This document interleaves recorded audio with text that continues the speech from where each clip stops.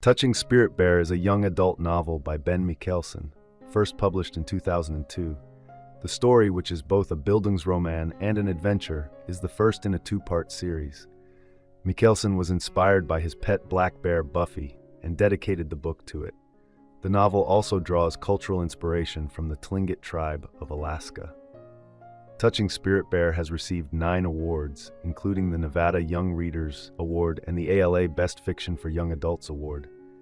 The story begins with Cole Matthews, a troubled teenage boy, traveling to a remote Alaskan island with 2 Tlingit men, Garvey and Edwin.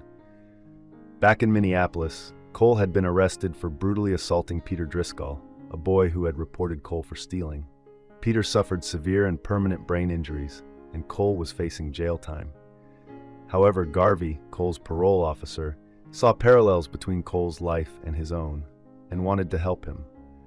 Garvey convinced the local Healing Circle, a tribal restorative justice group, to hear Cole's case, which led to Cole's banishment to the island as an alternative to prison. When Cole arrives, he is full of anger, defiance, and mistrust. Blaming everyone but himself for his problems, he immediately burns down the shelter that Edwin built for him.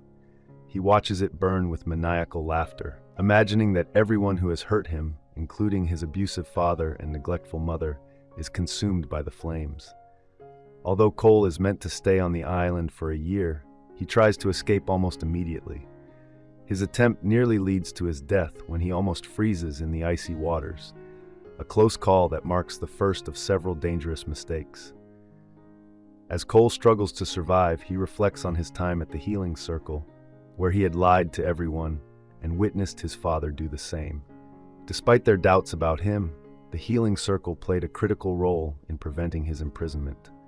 On the island, Cole encounters a white bear, which Edwin had described as a spirit bear. In an attempt to kill it, but the bear attacks him instead. The spirit bear mauls Cole, breaking his arm and leaving him severely wounded. Lying on the forest floor, he faces the prospect of death just as a storm rolls in. As he fades, he sees a nest of baby sparrows that are also dying, a poignant image of helplessness. The next morning, Cole realizes that, as long as he is alive, he still has choices to make.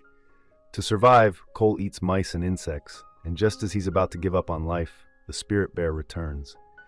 The bear inspects him, and Cole, in a moment of quiet courage, reaches out and grabs a tuft of its fur. The bear nods, seemingly understanding, before wandering off. Grateful to be alive and deeply moved by the bear's trust, Cole is soon rescued by Edwin and Garvey, who take him to a hospital.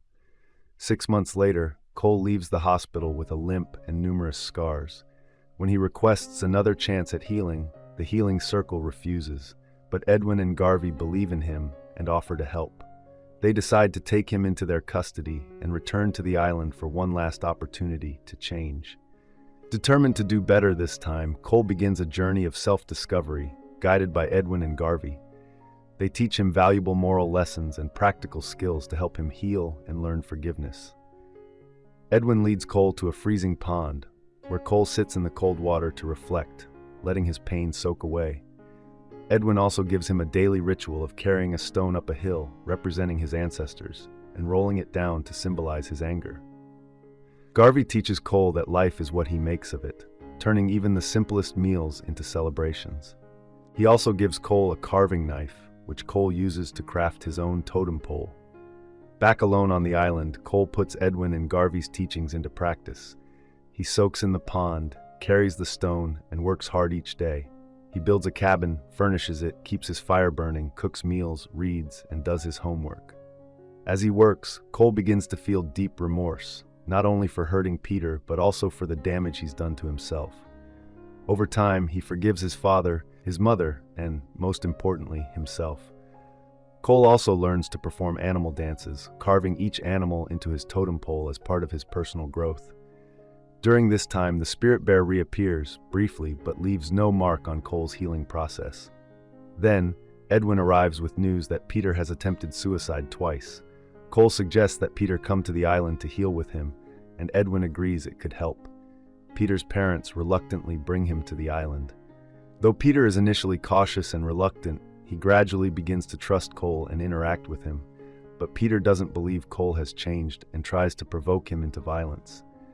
Cole, however, remains calm, giving Peter all the space he needs.